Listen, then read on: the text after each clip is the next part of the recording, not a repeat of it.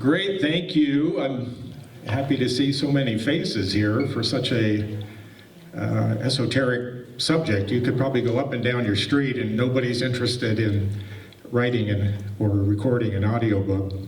I see a bunch of people on Zoom as well. Welcome. We're going to talk about the ins and outs and some of the issues involved with audiobooks, and they're very similar to just general recording issues. You'll notice in any recording studio, they're trying to stop reflections when you speak. Like right now, it's subconscious, but hear the room, check.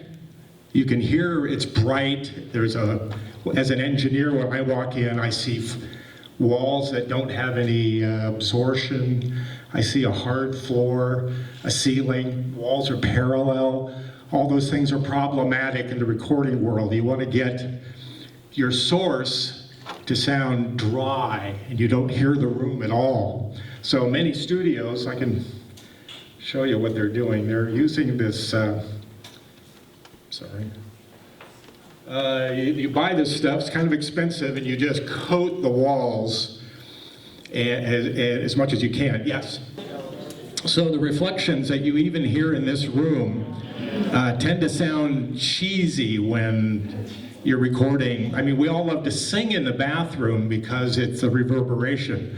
But when you're speaking in the bathroom, those reflections off the walls just sound lousy. They also arrive at your ear a little late. So when I talk into this mic, it's an immediate transfer of information, but the reflections on the walls show up maybe 10 milliseconds later, and that causes problems. You get phase cancellation and all these strange things. So recording studios, they spend all their time trying to design a room that those reflections are absorbed.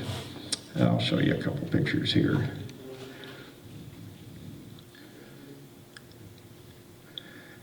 So again, you see these bass traps and reflections off the ceiling.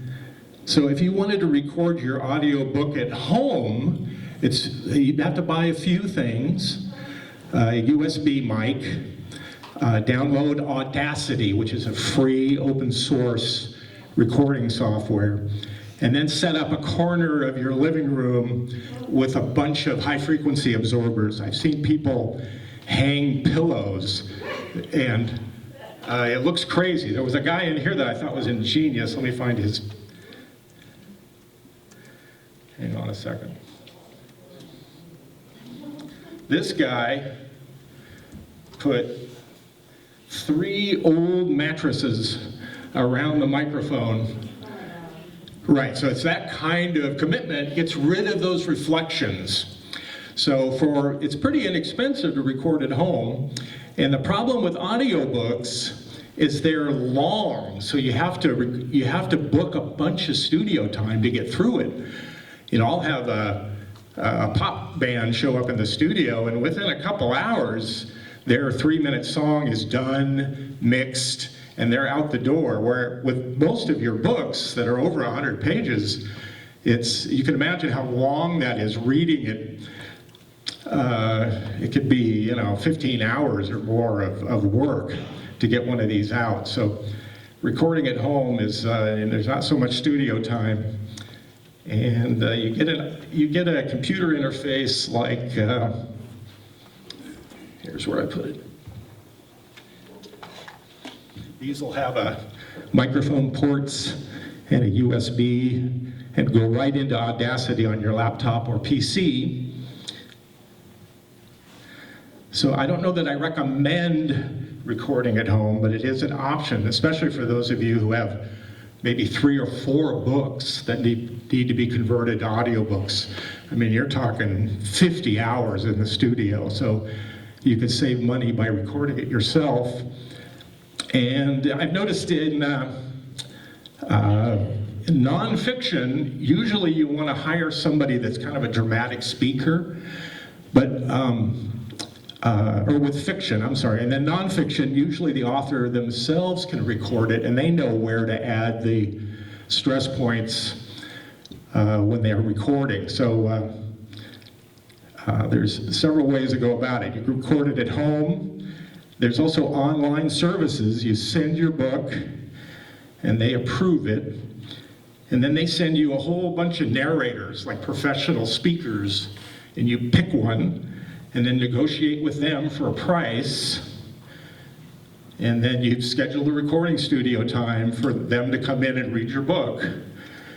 And you get rid of superfluous stuff, really, things that are awkward. Maybe in your prose you clean up a little. They'll often sound confusing or awkward when they're read. So you watch for that, do a little bit of editing. And then you'll want to edit the audiobook. Most of these companies that will distribute audiobooks want it amazingly clean. They don't, like when I'm talking right now, sometimes I open my mouth. You hear what we call mouth clicks? Well, they want those edited out. Also, there's plosives. If you say the word Paul with your hand up to your face, Paul, you'll feel air hit your hand, Paul. P's and T's do that. And when that puff of air hits a microphone, it goes boom. It's a big plosive, we call them. So you use these pop filters. I'll show you the picture here. I know this gets complicated. I used to make these when I was a penniless kid out of pantyhose and crochet rings. But these are probably on Amazon, $6. And you put it in front of the mic, and that stops that plosive puff. Some people call these spit filters, but it has nothing to do with spit. It's P's. And so it stops the P from hitting the diaphragm of the mic. And if some of them get through, you have to edit those out. They don't want plosives in there because they're distracting to the listener. If you're listening and suddenly there's this big explosion for no reason, when somebody says petulant, then it's distracting. So they try to clean all that stuff up. Hang on.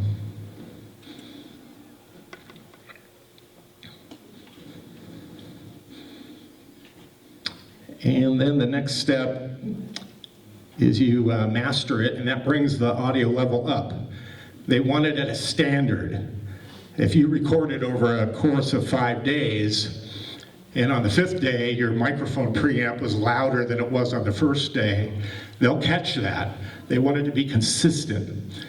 The same, when the end user sets their volume, they want you to not have to touch it.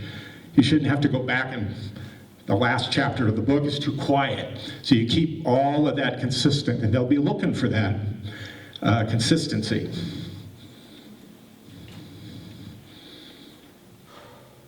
They also want all of the chapters in their own files. So you could have somebody read the entire book, and then you slice it up into chapter 1, chapter 2. They also require that you give a slate. You go, this is chapter 2, or something like that. They also want room noise, so there's silence. Every room has a sound. Like I can hear these fluorescent power supply packs. They're winding up at around 10K. They're not very loud, but they're there. These fans are making kind of a roar down around 30 hertz. So any room, even when you think it's quiet, really has some noise.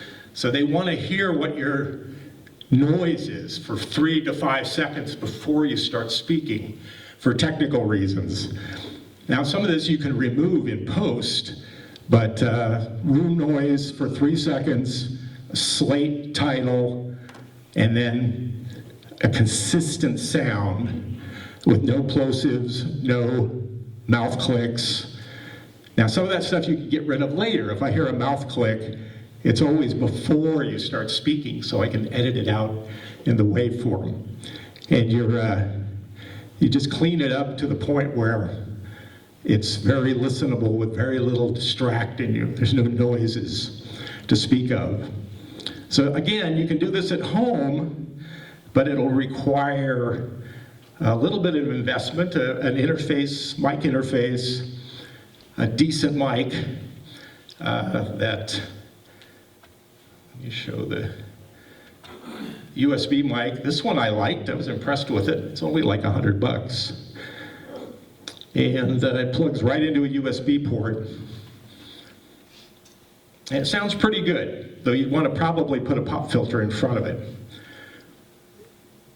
Now the coup de grace, some of the best German mics for voiceover work would be made by Neumann, the U87. But there's a problem. Look at the price for that mic. Yeah, it's crazy. So a commercial studio they buy this stuff. I've got 3 of these, and then 2 other U89s that are similar price and a bunch of other ridiculously expensive mics. But they sound unbelievably clean and clear. So a commercial studio, even though they're charging you a fee, you get to use some of the best stuff in the world for the equipment, which would be a super high-end mic. You can see how these are studio issues, just basic studio stuff. Get rid of reflections. And then the most expensive sound chain you can find. I have 4 of these Avalon preamps. Let me see if I can find it here.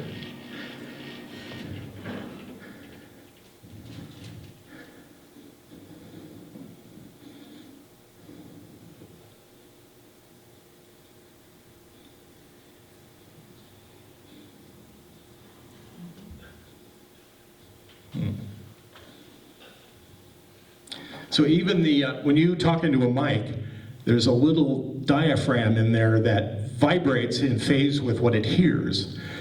And it's a very little vibration, and it makes a tiny bit of voltage. There's always a wire, small wire coming out of that diaphragm.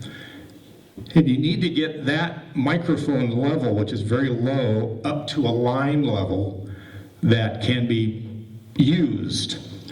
It's too quiet otherwise. So preamplifiers, like we're using a little preamp in this soundboard, and it's probably just an op-amp circuit. Doesn't sound so great, it's okay. These sound unbelievable. So even the step from the microphone to line level can be done in a very elegant and high quality way. So the more of these things are in the circuit, the better and that's all done to make no coloration. It's just crystal clear vocal. So again, a commercial studio buys these things. This was $4,000.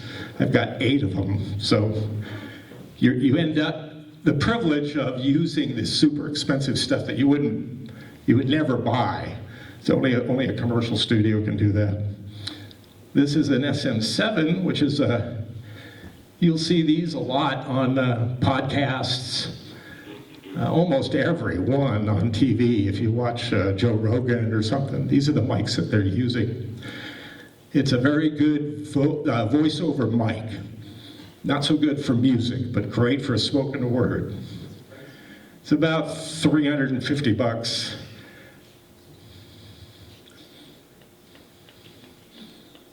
So when I was a kid, I was cheap. I never went to a studio. I bought the best stuff I could get, did all the work myself, and it gets kind of overwhelming. Now when I record records, I get a producer to come in, and I pay for the studio time and do it right, because if I'm doing everything, if I'm engineering and trying to speak, you'll find something will suffer. Like when I used to do it all myself, I go, when I listen to playbacks, I go, why is my guitar out of tune? I should have noticed that. Oh yeah, I was messing around with the equipment, and I got too many jobs.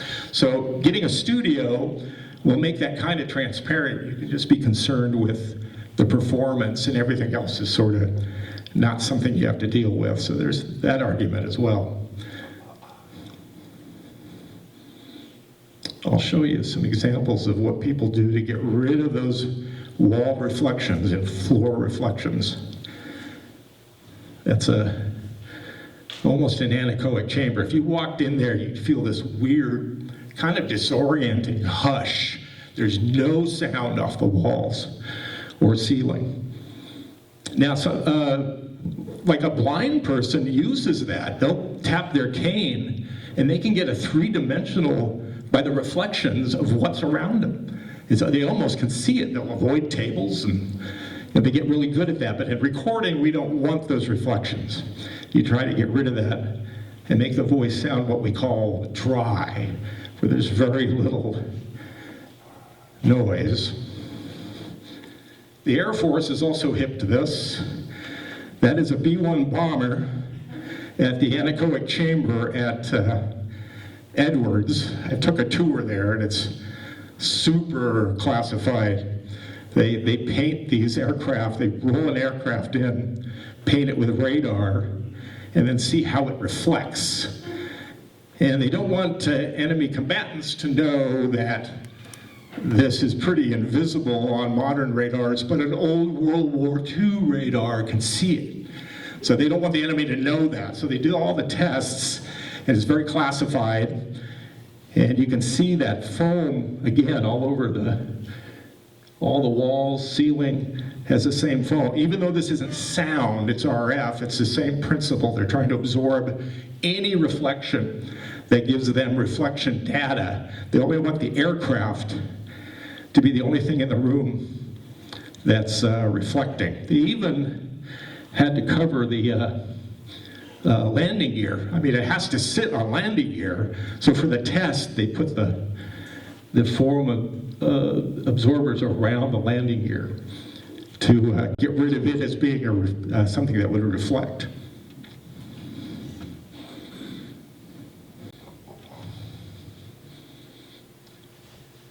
These are some of those.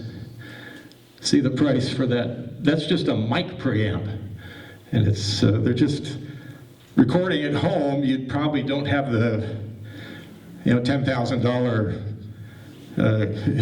budget for buying this kind of stuff. So a commercial studio can provide the high quality equipment. Here's a technique to get rid of room reflections. They stick the mic in this ball, so you can see the mic's in there. That's a pop filter. And then any reflections off the wall are being absorbed by this padded ball. So it's another technique to try to get rid of reflections. You'll see there, the audio world is really preoccupied with that.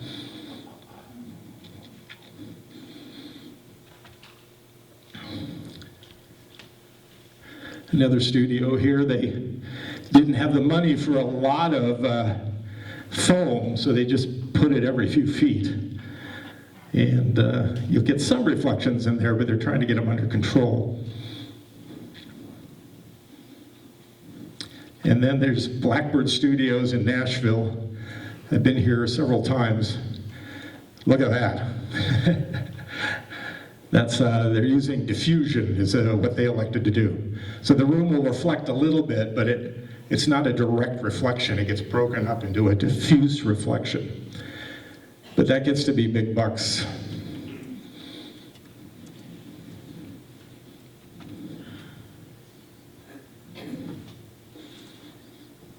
Here he's got big panel, that light brown are big panel absorbers, and then he put pyramid foam about it, where your voice would be at 5.5 feet or so.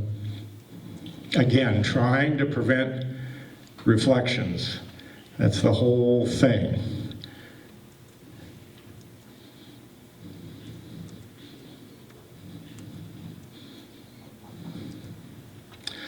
This is a picture of the Audacity software. This is a free open source for Mac and PC. You can download it for free, and it works like a very expensive Pro Tools software, for instance.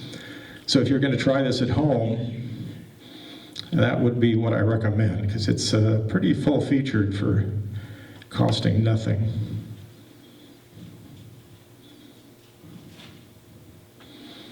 You'll want to learn to edit on it. The learning curve, of course, is really steep. Both multi-track audio and video are considered power user disciplines. It's the hardest on the computer, and it's the hardest things to learn. So you'll want to mess with Audacity, and you don't need to get it to do everything it does, but you got to get it to do what you're interested in. So I usually take notes. Something like Final Cut Pro, I've got my little window that I bring up that reminds me how key combinations and how to do things, because they're very complicated software packages. This is Pro Tools, which is kind of an industry standard. You see this a lot. You can get a license for like $350. The commercial licenses I get are $1,200 for, you got to get the ultimate form of the software so you can get more inputs. But I'm recording bands, and I need maybe 15 or 20 inputs at the same time. If you guys are just using one mic, you'll only need one input. So.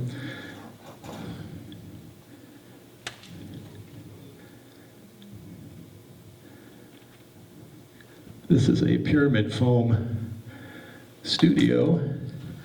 This has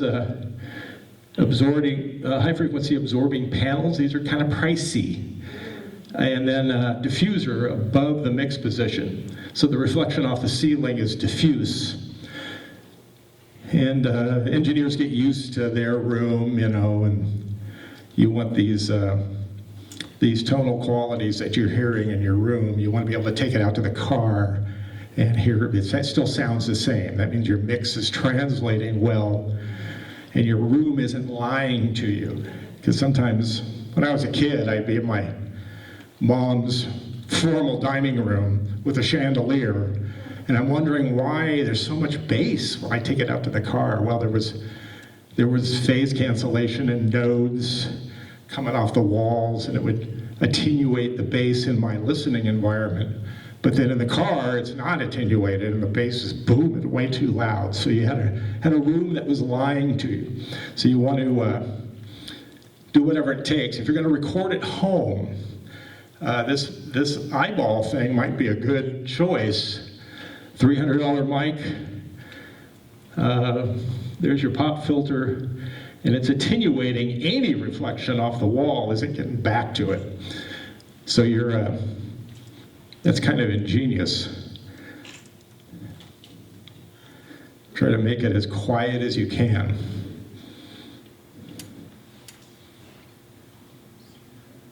We saw that one, sorry.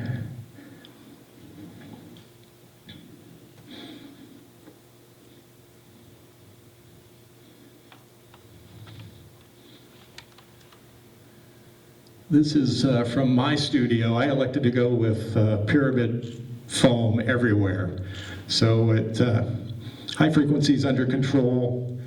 Some of my rooms are a little brighter because it's more fashionable today for drums and percussion to be recorded in a room that does have some reflection. But you want it under control. It shouldn't be like a bathroom, that's too much. It needs to be a live room that's not too live. So let's go down their technical requirements.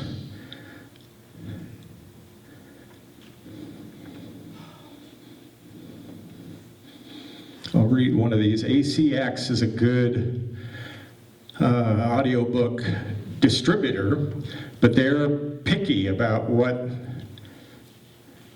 your audiobook must be consistent overall in sound and formatting. So it should always have 5 seconds of room sound.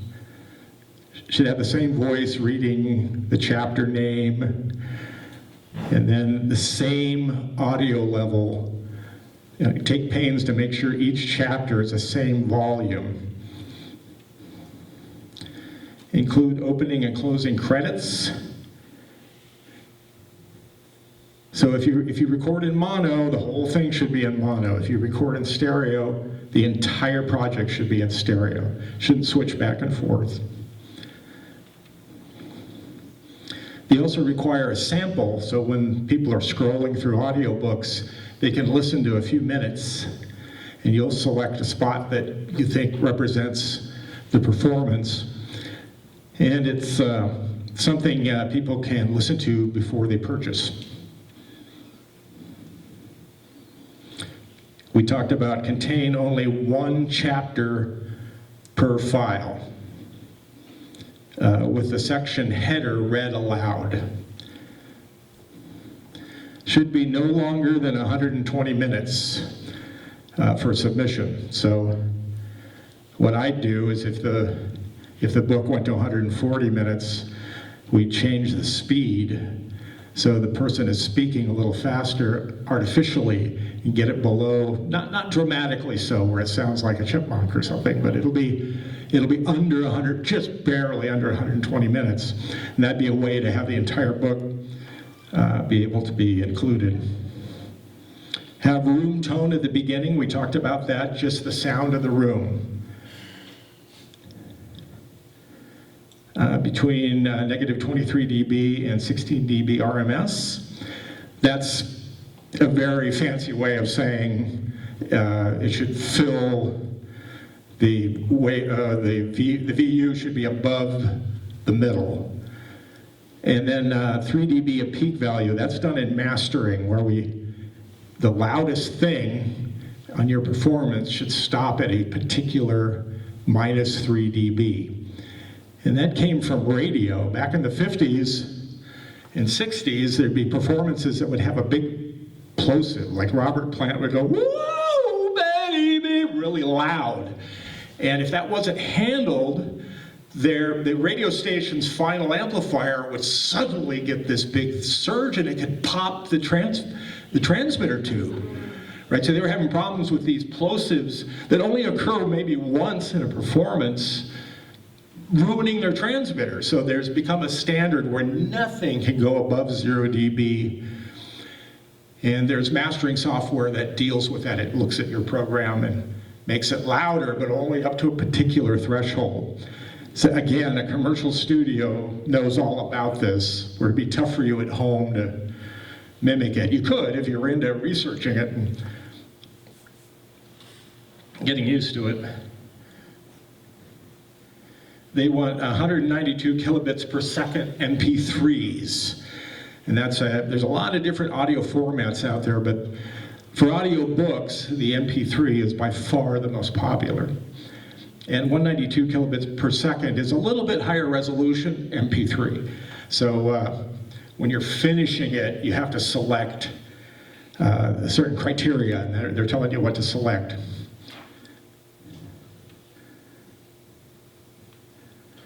Yeah, none of your none of your chapter titles can have any of these in them. Those are all forbidden. Those icons? I'm sorry? Are those icons? What are they? Sorry. There were symbols. Yeah, there's symbols like percent signs, and see if I can make that a little bigger. Yeah, exclamation points, the pound sign, or hashtag they call it today. All of these weird things. They don't allow that to be in the file names. So you just stick to numbers and typical Western characters. You'll be fine. Again, they say all the files must be free of noise. Plosives, remember we talked about the P, pom, pom. You can hear it here. Pom. It's making a little explosion, so you got to have that pop filter. This has a windscreen which gets rid of some of that. And then mouth clicks, they call that excessive mouth noise. And then some people have habits they're not even aware of. I had an artist a few months ago that was making a snoring sound. You know, he's not aware of it. He's subconsciously tuned it out. So as he's playing violin, he's going, And then, I know, then later when we listened, he goes, it sounds like Neanderthals fighting over a piece of meat. Like he couldn't believe he did that. So I noticed after that, he stopped. So part of the studio, it's like giving yourself a lesson. You're really hearing what you sound like, maybe for the first time. So you may or may not like it, but you'll recognize any weird sounds that you make habitually. So you can do something about it. You fix it, you know.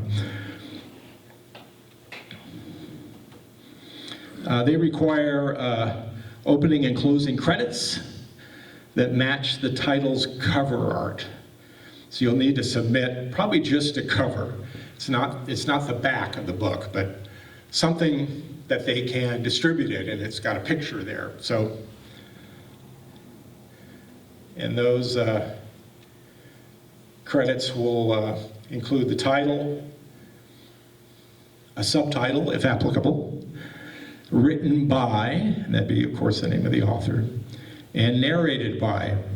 Now that's something you'll want to consider. If you read the book yourself, you're saving all that money paying some voice actor, but the voice actor can sound like, you know, Casey Kasem or something. They have beautiful voices a lot of times, so you'll need to decide what your budget is. And many authors do it themselves, so there's nothing wrong with that.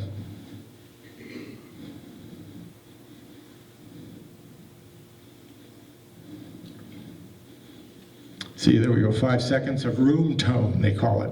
And that's true in film, too. They often have just the sound of the room for a few seconds. We'll take a short break. Thank you. Say things like, that sounds a little dark at the end of your guitar solo. I'd like you to re-sing a particular line in the verse. And I get kind of, oh, well, what does she know? And then when I listen, I go, oh my gosh, she's spot on. And then I'd write her, thanks for listening so carefully. You're catching stuff that I'm not even catching. So it's somebody whose ear you respect. And it's their responsibility to make the performance the best it can be. And then I don't need to worry about production issues so much. I can be concentrating on being an artist. My guitar's in tune. I'm trying to play with good rhythm, trying to sing in tune. And I don't need to be worried about these more technical things that the producer's often liaisoning with the engineer. I had to be tacky to mention his name, Brad McClintock, in the studio a few weeks ago, and his wife is singing kind of out of tune, and then he says to me, I'm being the engineer, he says, she sounds terrible, can you fix that? And I go, yeah. And he goes, gosh. And then he hits the talk back, goes, come on in here, sweetie, sounds great, let's listen. And I go, you are a jerk. And he would kind of laugh, you know. So anyway, that's what a producer does. They're listening to all the details, and they have kind of an overview of the whole project. Okay, all right, sure. Okay, thank you very much. That clarified that nicely. Okay, my second question is this, that, and it's probably just my understanding or misunderstanding. You're referring to total recording of the book, I think, that goes not more than 120 minutes. And yet, if you look on an audio book, a selection to buy, it often takes 11 or 15 hours to listen to the book. Right. So what am I misunderstanding there? Well, there's no rules. I was just quoting the ACX website, which is a very popular, when it comes time for you to release your audiobook, you'll be looking at that site, and they only want 120 minutes. And they're just not interested in anything else. That doesn't mean no one else is interested, but it was just their requirements. So yeah, War and Peace would be 150 hours, you know, it's 900 pages, or Count of Monte Cristo is another monster. Okay, thank you very much. Sure. And then another question I have, you may or may not know this, but would the Braille library they have thousands and thousands of audio books, okay? And I know that such authors as Stephen King, Bill O'Reilly, Dean Koontz, they all have theirs on there. And I know they don't get paid for that. But my question as writers, if we have a book that we've written and we have an audio book, are you familiar at all how we would get that into the Braille library? You know, there's probably online their submission requirements. So I just check for that, and it probably spells out what they want for a submission. So they're all different. Even in the music world, iTunes wants things in a particular format, and Amazon Music wants it in a different format. So you gotta, depending on what you're interested, which sites you're interested in, you'll have to go through their requirements. I'm not familiar with the Braille library. And then just a comment, because people may not know this, but some years ago we went to Eric and did 4 recordings of our members doing the short stories. And I just want to say that it's unbelievable what he does. I just said, and I stammered a little bit. And you may do that when you are reading, but then he marks that in his studio. He marks that as he hears those uhs. And then he does something that just takes a few seconds, and then he plays it back to you, and that's all disappeared. And I sound wonderful, no uhs, no ahs. So that's what Eric does. Thank you. Thank you for that. Yeah, what I often do is while someone's reading, they may stumble on a word, and I tell them, don't stop, just start where you messed up. And then I mark the spots. So the false start, I'll edit out quickly, and that moves the actual good portion back in time. So it sounds natural, has the cadence of human speech. Eric, we have another question. Sure. Here.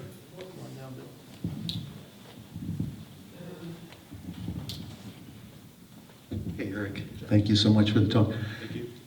Can you explain to us a layperson's definition of the difference between analog and digital and the advantages and disadvantages for both?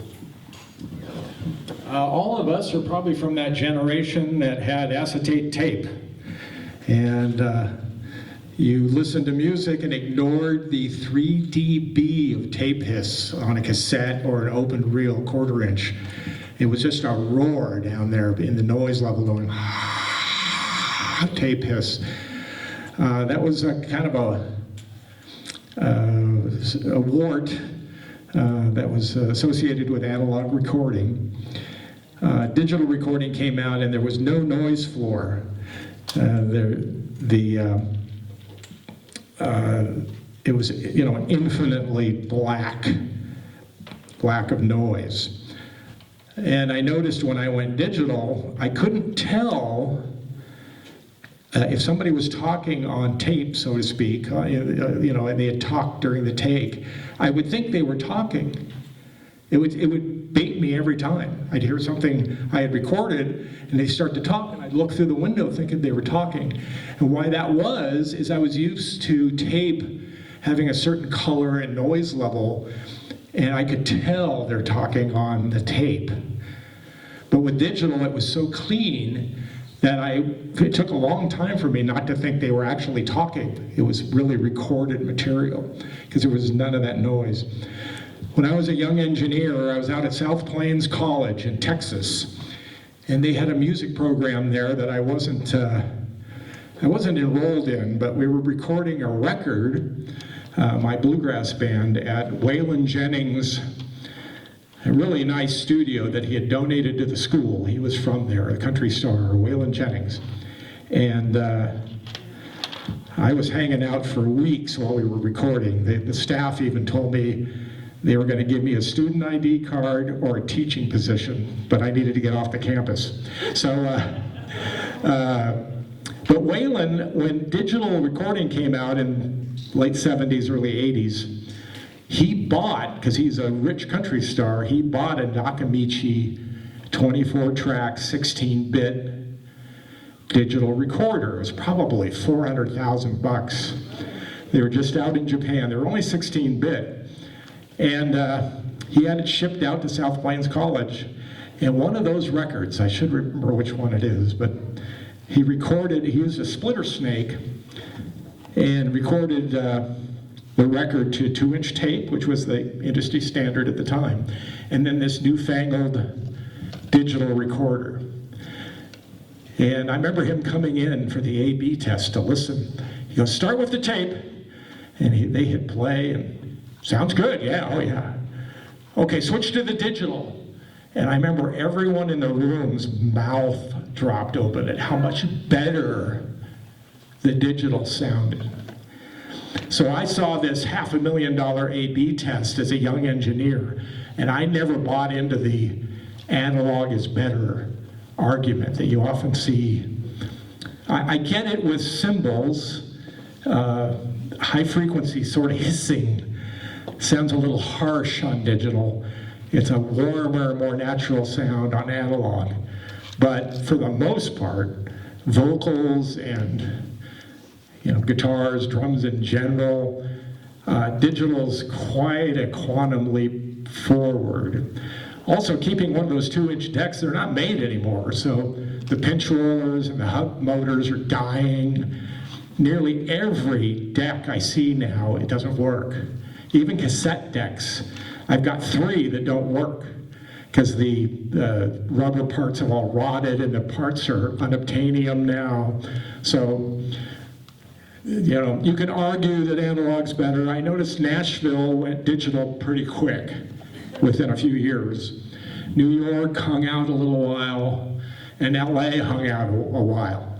But now, all those analog rooms are switching over to digital equipment. And there's ways the analog vibe can happen in the tube microphone preamps we're using now.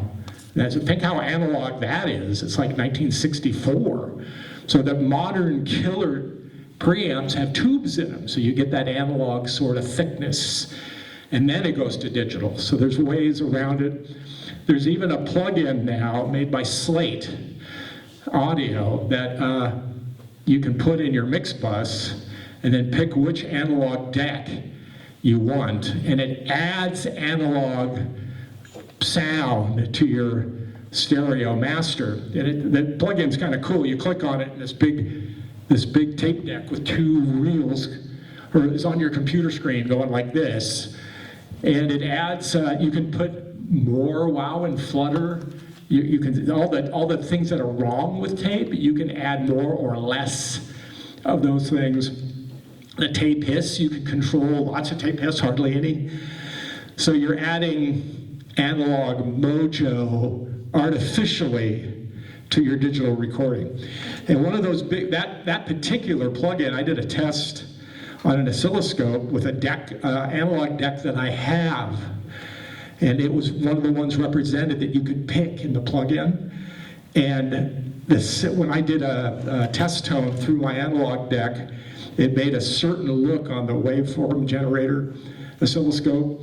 And when I did that same test tone through this artificial tape deck, it was identical, which was pretty impressive. They've really modeled that tape deck from 1981. They've modeled it perfectly. It really sounds like it. In fact, Gabriel, I think his name's Gabriel Fabrice, one of the big analog guys in LA, when he reviewed that plug-in, artificial tape deck, he was so impressed. His review, it was, how is this possible? It was so good, so like tape, that he couldn't believe it, that somebody had figured out how to do that, one of these tape guys. So anyway, I'm sorry for getting so long-winded. That's just frequency range, isn't it? Well, that's one of the problems. Digital recording goes from about 3 hertz to 20 kilohertz, which is, way more than we can hear. I've noticed as I'm growing older, I'm losing high frequency, which is very common, and I have to watch that because I have some kid rock band come in, and they're all teenagers, and one of their amps, remember those that high frequency whine that the old TVs used to make? You could hear it when you were a kid. It's going way up there, around 20K. one of their guitar amps might be doing that, and I don't hear it anymore. So I put a spectrum analyzer up and I watch for a peak up there so I could go, okay, something's making noise. Even though I can't hear it, I can see it. So yeah, those things, yeah, you lose high frequency more. You don't notice it, but you lose it more and more as you get older. That's why, like, I can hear the fluorescent tubes still. That's probably up around 7K. It's way up there. So, yeah, some of you could probably hear it. Yes, sir? Is it possible to edit so you cannot detect the editing? Yeah, the way I do it, it's invisible. So you don't? Yeah, I'll listen to it, and if there's anything awkward about it, like the word comes in a little soon now because of my editing, I'll move it over to where it has the cadence of human speech. So yeah, you can, I get that a lot with pitch correction. Singers, you know, even good singers are a little sharp and a little flat, a little. If you guys watch The Voice or American Idol, you can sense it usually. What happens is the artist is going to do some wah at the end of the song, so they put it in a key where the first verse is kind of low for them because they have to yell at the last verse. So because they're not comfortable down there, it's a little too low for their voice, they tend to sing sharp a little bit, just a few hundred cycles sharp. They're down here and they're not comfortable, so they're comfortable higher. So my wife, I'll be watching, I hate those shows, I don't know why. But I guess it's what I do, you know, why would I spend my free time watching another singer? But when the girl's singing, my wife will be sitting there who loves the show, and I'll say, sharp, she's sharp, sharp, and my wife will go, and then when the judges start analyzing it, Randy will go, man, you're a little flat on that first verse, dog. And I'll go, no, Randy can tell it's a little out, but it was sharp, not flat. He can't tell. He knows it wasn't right, but it was so close that you got to be able to resolve that. And then my wife will go, well, he makes more, so you got a better ear than Randy. He makes more money than you do. You know, I got this, she had it with me, you know. But pitch corrections like that too. You got to pitch correct in a way that it sounds real. You don't want that share effect where it sounds like a computer singing.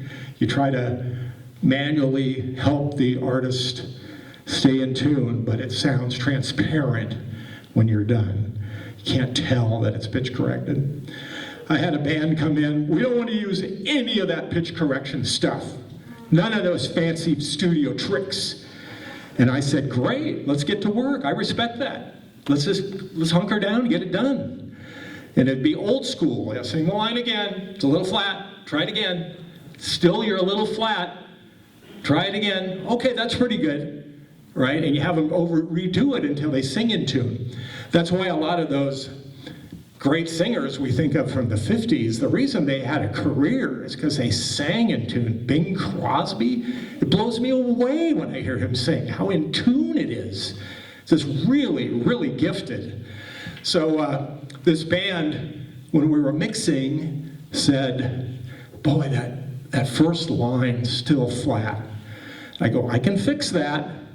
Oh, can you undo it if we don't like it? I go, yeah. And I fix it. And they go, oh my gosh, you can't tell. I go, right, the way I do it, you can't tell. It sounds natural.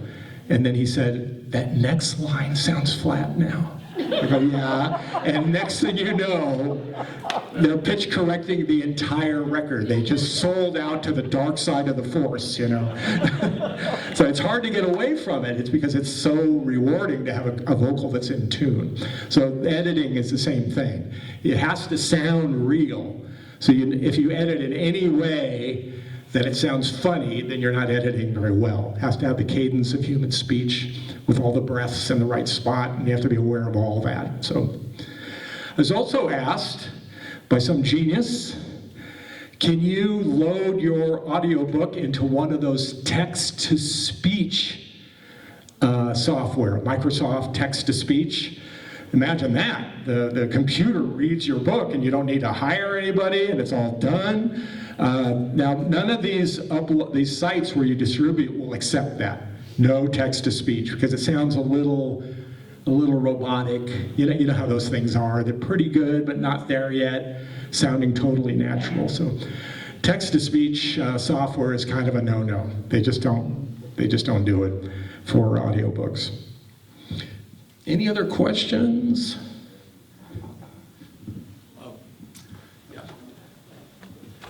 Sorry for making you get up. That's right.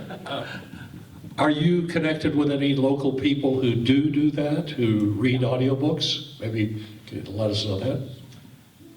Yes, I've got quite a bunch of contact information for several different kinds of things like that. So, of course, you have to negotiate a price. When you read it yourself, you're not having to pay anybody, so consider those kinds of issues. I was also asked what I do. As a kid, I was just a music nut. I won some guitar contest flat picking championships. They were national, like at a national level, and some of the prizes were getting to record a record. So I was at Capitol in LA, and I thought, boy, at 45, I thought, man, this is a young man's thing. You know, I'm missing my kids, you know, dumb stuff like that. So my wife and I discussed opening a commercial studio. We had a little bit of capital to mess with.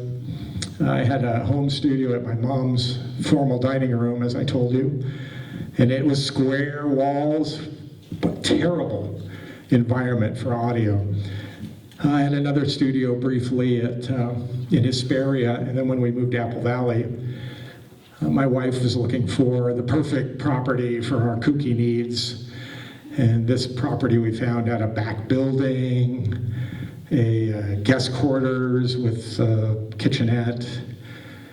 And when the owners were showing us the property, when they got kind of out of earshot around the corner, my wife says, "It's perfect, I'll tell you why later." And I'm going, duh, it is, duh. Like she had the whole vision. Yeah, the control room will be sideways, you can use this as your office. So we had somebody come in and do the internal walls, and I got to make sure they weren't parallel. They were all 6 degrees out of parallel, and that really helps. Not so much for the spoken word, because it's not very loud. But if you have an electric guitar player, those reflections off the walls are really obvious with something that loud. So it was properly designed. You know, I had one chance to do it right. I called a studio designer who made a whole bunch of blueprints for studios in Australia, paid his fee, and then he said, now there's not some load-bearing pole in the middle of this that you're not telling me about, is there? I go, do people do that to you? He goes, oh yeah. They don't even tell me about stuff. And I'm going, no, it's nothing like that. And I was going to float the floor, which you want double wall construction, so I can listen to speakers, and those speakers aren't bleeding on coming through the door and coming onto the microphone of the artist.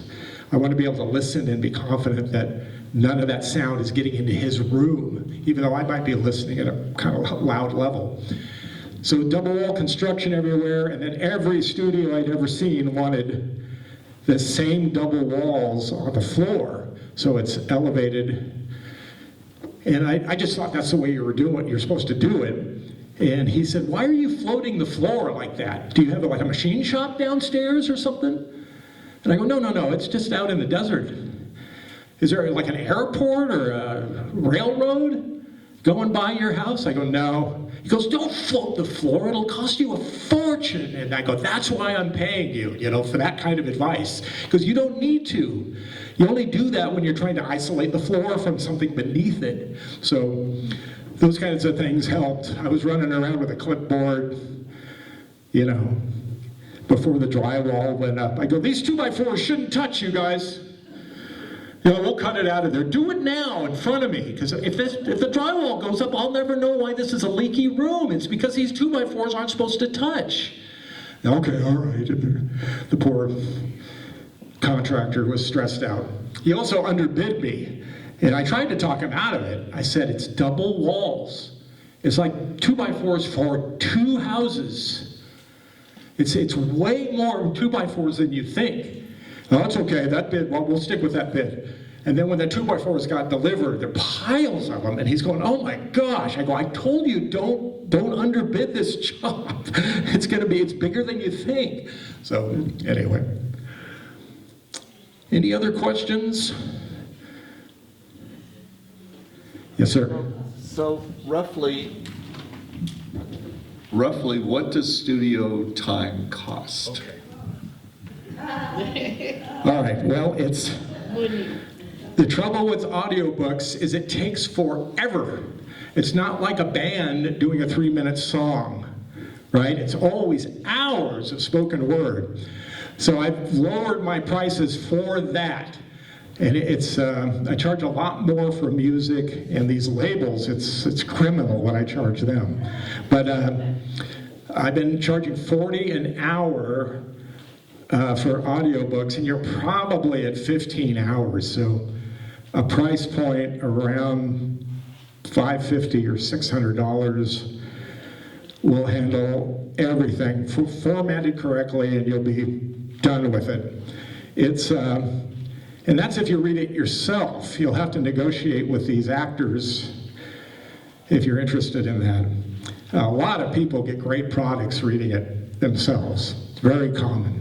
So that's kind of where the rubber meets the road, I guess. It's, 15 hours is like 3 days for me. So my wife loses her mind if I'm not making $500 a day or something. So try to keep it as cheap as I can.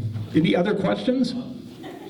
Yeah, just from there, what do we do? Say we did that with you, and we got that. Right, well, you'll want to research how you want to distribute it.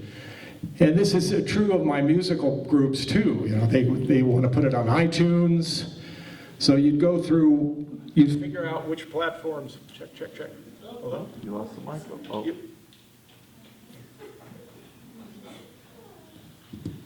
Battery might be dying.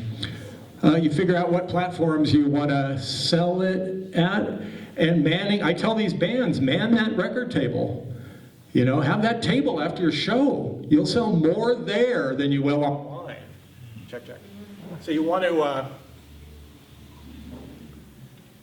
selling it online is great, and you can promote it. You can get on Facebook and go, my book is available at ACX. And then show the link, and they can click right on it and purchase it or whatever you decide. But that's the key. It used to be you'd have a development deal, or you'd sign with somebody that would promote you, and that's kind of changed. Now you promote yourself in the comfort of your home, but you'll need to get some talent at promoting your stuff and figuring out where you want it to go, and easy ways to, and there's money out there. I've got a friend whose wife did these downloadable curriculums for young children schooling, and they're kind of clever, and you color them, and they're only a few bucks, $7, $5 to download one, and she got on some teacher's distribution site, and it took off. My friend, we were eating, and he goes, I never show anybody this, but look how much my wife's made in the last 3 weeks. It was like $71,000 from these little $3 and $5 downloads. When you have 10,000 people, and you're putting out a nice product that everybody wants. So that's the kind of thing we all wish for, obviously. So, anything else, guys? I know it's a lot, it's complicated is the problem. It's, nothing's easy about any of this stuff. Yes, sir? I know you can't speak for other speakers, but could you give us a range of what they normally charge? Well, it's very typical. Professional studios that buy this ridiculously expensive stuff, they're $55 an hour. So I stay under that by 20% for writers. And then like I worked at Capitol Records, the Tower in Hollywood, and Studio A there was $150 an hour. So it can get out of control. And the artist was like, have you guys heard this new record? And, you know, she's wasting studio time listening to her favorite bands. And I'm looking at the engineer and he goes, expensive CD player. Like, we're on the clock right now, so. Yeah, it can get out of control. Tens of thousands for some of these records. Anybody else? Well, thanks a lot. If you have any more questions, I'll be here for a few minutes. I got business cards there if you're interested. Thank you. Thank you so much.